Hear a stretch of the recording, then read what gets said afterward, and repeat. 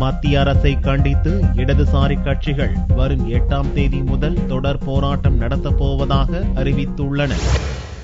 Marxist communist பொதுச் செயலாளர் G. Ramakrishnan, இந்திய கம்யூனிஸ்ட் பொதுச் செயலாளர் தா. பாண்டியன் ஆகியோர் கூட்டாக செய்தியாளர்களை வெள்ளியன்று சந்தித்தனர். மத்திய அரசு கடந்த 6 மாதமாக மக்கள் விரோத போக்கை கடைபிடித்து வருவதை கண்டித்து வரும் 8ஆம் தேதி முதல் 14ஆம் தேதி வரை தொடர் போராட்டம் நடத்தப் போவதாக அறிவித்தனர். கடந்த நவம்பர் 26ஆம் தேதியோடு மோடி தலைமையிலான பிஜேபி அரசு ஆட்சி பொறுப்பேற்று 6 மாதம் முடிஞ்சது.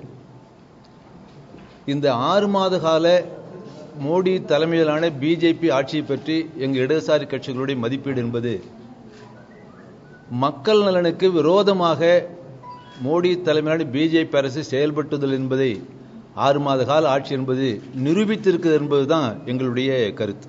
ஆகவே இடதுசாரி கட்சிகளுடைய இந்த கூட்டு இந்தியா பூரா ஒரு மகத்தான பிரச்சாரத்தை டிசம்பர் 8-14 நடத்த இருக்கின்றதுதான் உங்கள் சந்திப்பில் சொல்ல வேண்டிய. தமிழக சட்டசபையை 3 நாட்கள் மட்டுமே நடத்துவது வேதனைக்குரிய விஷயம் என்று தா. பாண்டியன் கூறினார். நாட்டு மக்களுக்குள்ள பொதுவான பிரச்சனைகளை சட்டமன்றத்தில் தான் விவாதிக்க வேண்டும். அதற்கு யார் முதலமைச்சரோ அமைச்சரவையோ அவர்கள் பதில் சொல்ல வேண்டும். சர்ச்சைக்குரிய கருத்தை வெளியிட்ட நிரஞ்சன் ஜோதியை மத்திய அமைச்சர் பதவியில் இருந்து நீக்க வேண்டும் என்று இருவரும் வலியுறுத்தினர்.